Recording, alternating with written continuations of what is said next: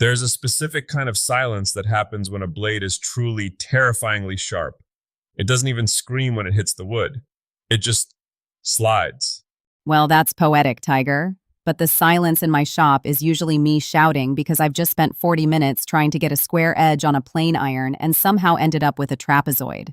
Welcome to the den, everyone. I'm Tiger, and that frustration you hear in Alex's voice, that is the sound of a woodworker realizing that sharpening isn't just a chore. It's the actual gateway to the craft. It feels more like a gatekeeper. Seriously, though, today we're diving into the heart of the workshop, sharpening. We're breaking down the stones, the jigs, the scary sharp sandpaper methods, and why your brand new chisel from the big box store is actually about as sharp as a butter knife. It's the biggest lie in the industry. Factory sharp is a marketing term for we gave it a passing glance with a coarse grinder. Using a tool straight out of the plastic is like trying to perform surgery with a sidewalk fluke. I remember the first time I tried to use a chisel. I thought I was just bad at woodworking because the wood kept splintering. I was basically trying to beat the dovetails into submission. We've all been there, swinging a mallet like we're driving railroad spikes because the edge won't bite. But once you get that steel honed to a mirror finish, the whole physics of the shop changes. You stop fighting the material. It becomes a conversation instead of a wrestling match. Okay, let's talk gear. Because if you search sharpening online, you get hit with a tidal wave of options. Water stones, oil stones, diamond plates, ceramic. It's enough to make a beginner just give up and buy a power sander. Where do you actually start without going broke? Well, you don't need the $500 Japanese natural stones mined by moonlight. I'm a big fan of the Scary Sharp system for folks just dipping their toes in. It's basically high micron sandpaper glued to a flat piece of glass or granite. Wait, sandpaper? Precisely. It's cheap, it's flat, and you can get results that'll shave the hair off your arm. But if you're in this for the long haul, those DMT diamond stones are the workhorses. They don't dish out. Dish out. For the folks at home, that's when your stone gets a valley in the middle from use, right? Right, and a hollow stone gives you a rounded blade. I once spent an entire Saturday trying to flatten a cherry tabletop with a plain blade I'd sharpened on a dished water stone. I ended up with a surface that looked like the rolling hills of Kentucky. I was so focused on the motion that I forgot the most basic rule. Your edge is only as flat as the surface you're rubbing it on. See, that's the part that gets me. The precision. You mentioned jigs earlier, the little rollers that hold the blade at a specific angle. Some people say that's cheating. Some people also like to walk uphill both ways in the snow. Look, if you can freehand a perfect 25-degree bevel while your morning coffee is still kicking in, more power to you. But for the rest of us mortals, a honing guide is a lifesaver. It's the difference between a tool that works and a tool that ends up in the I'll fix it later drawer. I've seen those I'll fix it later drawers. They're where dreams go to rust. Speaking of rust, how do you know when you've actually hit the mark? Is there a trick beyond just it looks shiny? The burr. That's the secret handshake of sharpening. When you're grinding that primary bevel, you're pushing metal over the tip until it forms a little wire edge on the back. You can't always see it, but if you run your thumb carefully across the back of the blade, you'll feel a little snag. It's like a tiny metal wave cresting over the edge. Exactly. If you haven't raised a burr, you haven't actually reached the edge. You're just polishing the neighborhood next door.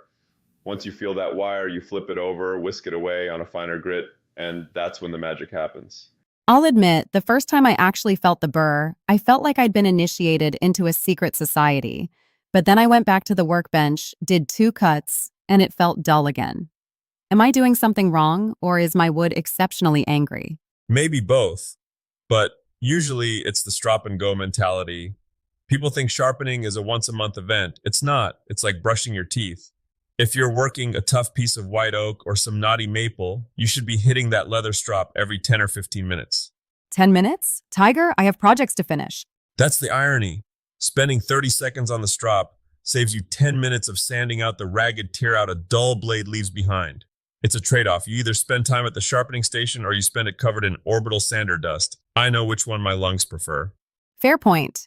Let's pivot to the scary stuff. Saws. I looked at the teeth on my handsaw the other day and realized they're basically a row of microscopic mountains. How on earth do you sharpen those without losing your mind? Saws are the final boss of sharpening.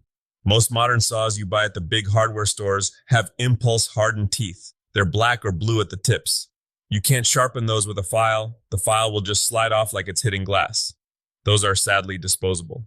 That feels wrong for a craft all about longevity. It is. That's why I tell people to hunt down the old stuff. Go to an estate sale, find a rusty distance saw from 40 years ago. The steel is softer, which sounds bad, but it means it's maintainable. You get a small triangular file, a saw set to bend the teeth out slightly, and you just follow the pattern. Is it as intimidating as it looks? Because it looks like a great way to turn a saw into a very long, very thin butter knife. It's tedious, sure, but it's meditative. You're just touching up the fleam and the rake, the angles of the teeth. If you can grab the skin of your palm with a light touch, you know you're getting close. If it snags your skin, it's ready for wood. I love your safety standards, Tiger. Hey, I said light touch, but really, the ultimate test is the feedback. A sharp saw shouldn't require your body weight to move through a board. It should feel like the teeth are hungry. They should want to eat the wood. So for the person listening who has a drawer full of dull tools and a weekend project ahead of them, what's the first move? Stop what you're doing. Get a piece of 1/4-inch plate glass or a flat granite scrap from a countertop shop. Get some wet dry sandpaper in 400, 800, and 1200 grit. Spend 1 hour, just one, getting one chisel and one plane blade truly, honestly sharp. And when they realize they've been working 3 times as hard for half the result? That's the light bulb moment. Suddenly, you aren't fighting the grain anymore. You're working with it. You'll hear that shick sound as a shaving translucent as a ghost wing curls off the board. I think that's the takeaway here. Sharpening isn't a distraction from woodworking. It is woodworking.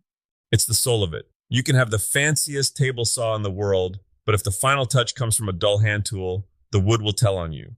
It'll look muddy, the fibers will be crushed, and the finish won't take right. Respect the edge, and the wood will respect you back. Okay, Yoda, I'm going to go strop my pocket knife now before I accidentally cut a bagel with a blunt edge. Just don't use the leather belt you're currently wearing, Alex. I learned that lesson the hard way in my 20s. Ruined a perfectly good pair of trousers. There's the tiger we know. Thanks for tuning into the Tiger Den. Go sharpen something.